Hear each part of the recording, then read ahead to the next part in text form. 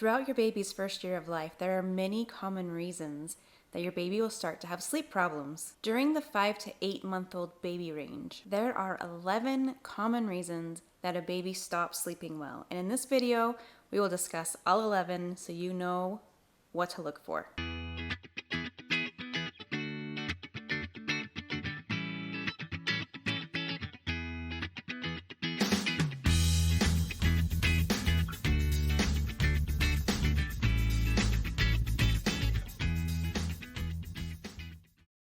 Before we go too far, hello, my name is Valerie. I am the mother to 4 children, and I have been blogging since the year 2007, helping parents love parenting. My kids currently range in age from 9 to 16 years old. The first common reason that babies who are 5 to 8 months old stop sleeping well is hunger, and this is a very common reason for babies of any age. So if you're 5 to 8 month old, stop sleeping well, stop and think. Could my baby be hungry? And at this age, some specific hunger things to consider are, of course, the growth spurt. Growth spurts happen throughout that first year and beyond, all through the teenage years. These kids have growth spurts, so always consider that. But also, consider solid foods. Does your baby need solid foods? Or does your baby need an increase in the amount of food that he or she is getting? That could be an increase in liquids, or it could be an increase in solids if your baby is already getting solid foods. Another common reason for poor sleep at this age is teething.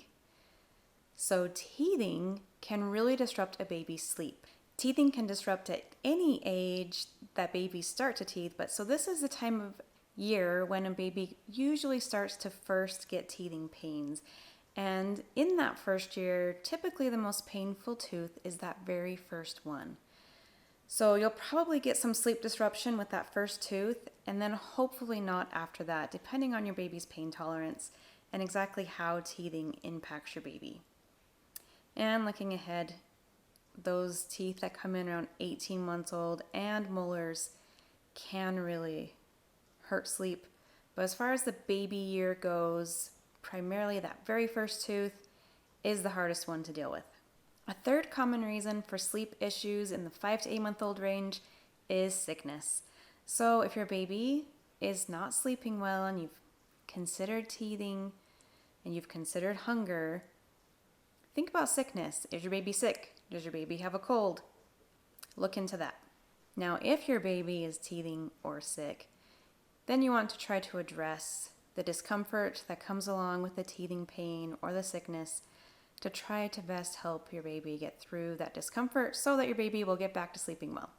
The fourth common reason for poor sleep in the 5 to 8 month old range is that your baby needs to drop a nap. If you have a 5 month old and your baby is still taking 4 naps a day, take it to 3 naps a day. If you have a 5 to 8 month old and your baby is taking 3 naps a day and you think your baby might be ready or needing to drop that third nap, you can give it a try. The average age for dropping the third nap is 8 months old. So this typically will be an issue as you approach 8 months old, and it typically is not an issue until at least 6 months old. Most 5 months old cannot handle just 2 naps a day.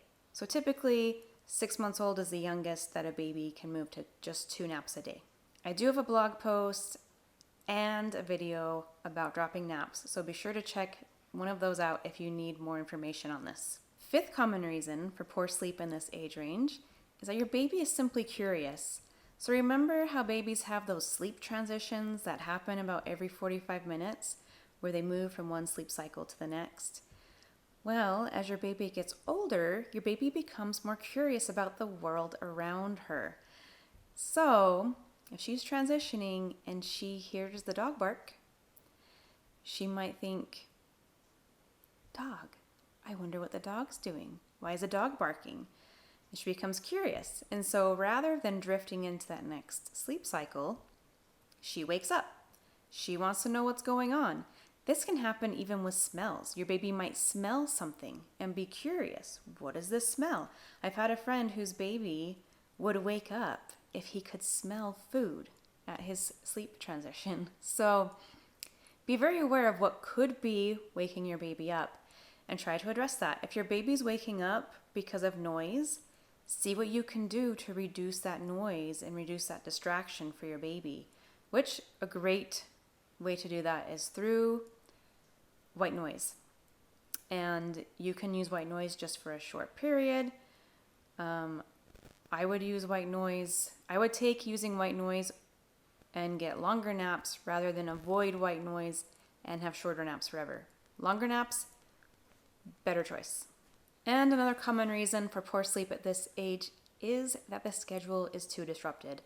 So as babies get older, they become more flexible. And sometimes as parents, we start to kind of take advantage of that. So we might be having baby miss a lot of naps or staying up late for bedtime or maybe sleeping in a lot the next day. And so sometimes we kind of start to take advantage of that flexibility because we have been so consistent and careful for so long. And we are ready for some freedom, which is understandable, but there are consequences. So babies are different in their ability for flexibility, but if you think about it and think, yeah, the schedule's been pretty disrupted lately, or maybe you've just moved, or maybe you just went on vacation, or, think about, is the schedule disrupted, and am I not being careful enough about keeping things consistent? Then maybe pull it back, get things back on consistency, and see if that solves your sleep troubles. And another common reason for poor sleep at this age is that wake time length needs to change. And wake time length changes all the time. In that first year, the good news is that you're getting closer to a time when wake time length is a little more consistent over time. But during this age range, you're moving towards just 2 naps a day, which means wake time length is probably going to extend some. And the time period between that second nap and bedtime, once you drop the third nap, is going to be a long wake time length. So consider wake time length. Oftentimes, just increasing that wake time length by 5 or 10 minutes is enough. So don't think you have to increase it by an hour. Start slow and see if that solves your problem. If you think it might be wake time length but you're unsure, then check out my blog post or my video on how to know if your baby is undertired or overtired. Another common reason for sleep issues is that your baby needs less or more stimulation. There's a good chance at this age you're looking for needing a little bit more stimulation unless you've drastically increased wake time length, in which case you might need less stimulation. But we're talking about what your baby is doing during wake time, what your baby is exposed to. Everything your baby sees is stimulation and is stimulating. The whole world is new to your baby, so it doesn't take a lot for your baby to be very stimulated. So be really aware as your baby's awake for longer periods of time and as you go out and do more things, your baby might just be getting too much stimulation, which would mean your baby actually could need less wake time if you're having a lot of stimulation. Or as your baby's getting older, if you're not increasing the stimulation levels, that can lead to needing a longer wake time length. And if stimulation levels are changing, then those things can need to vary. A super common cause of sleep issues during this age range is that your baby is working on a new skill. This age range has a lot of new skills happening. You can have your baby rolling over in the crib, sitting up in the crib, learning to crawl, and even starting to stand. Some babies start to stand this young. You also have things like talking. Babies are starting to work on talking, and it's a lot of babbling, but they're working on the skill, and that can disrupt sleep. They can stay up practicing these skills rather than sleeping, which leads to them being overly tired. So if you can consider that this may be a possibility for your baby, I have a blog post and a video that helps you to stop new skills from disrupting sleep. So be sure to check one of those out or both of those out to help you out here. The 10th reason that is very common for the 5 to 8 month old to not sleep well is actually a very simple one to address, and that is simply that your baby needs a larger diaper at night. So if your baby is not sleeping well in the nighttime, you might need to move up a diaper size. So as babies start to sleep through the night and as they get bigger, they just need bigger diapers. And often your baby needs a larger diaper at night than they use in the daytime. So when my kids were babies, we usually had, like, say they were in a size 3 diaper, they were a size 4 diaper at night. And I usually bought overnight diapers also. So consider maybe my baby needs a bigger diaper because the diaper's getting so full and just becoming uncomfortable to sleep in that long. And the final reason is good old-fashioned sleep regressions. Those happen. Those continue to happen throughout the first year, and there are sleep regressions that happen in this age, sometimes around 6 months old, but that really is typically more tied to the things we've already discussed in this video. As your baby approaches 8 months old, there is a big regression that typically happens sometime between 8 and 10 months old. And so if your baby's closer to 8 months old, it might just be a regression. If you think it might be a regression, I have a blog post, I have a video on that specific sleep regression. I also have information on sleep regressions in general. There are some things you can do to help minimize sleep issues even amidst a sleep regression. So there you have the 11 most common reasons for poor sleep in the 5 to 8 month old range.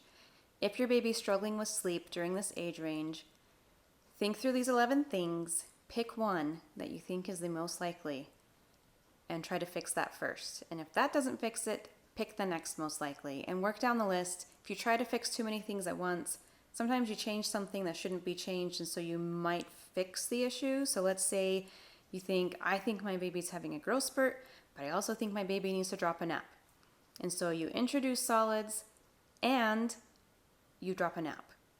Well, let's say that solids was the right call, dropping the nap was not. And so you're fixing one issue, but then you're creating a new issue. That's why you want to focus on one at a time, because you'll think you didn't fix it with either of those solutions when really you did fix it with one, but you started a new problem with the second solution. So work on one solution at a time and go down the list until you find the sweet spot and what works for your baby. If you have any questions, always feel free to drop them in the comments. I will answer. And thanks for watching and have a great day.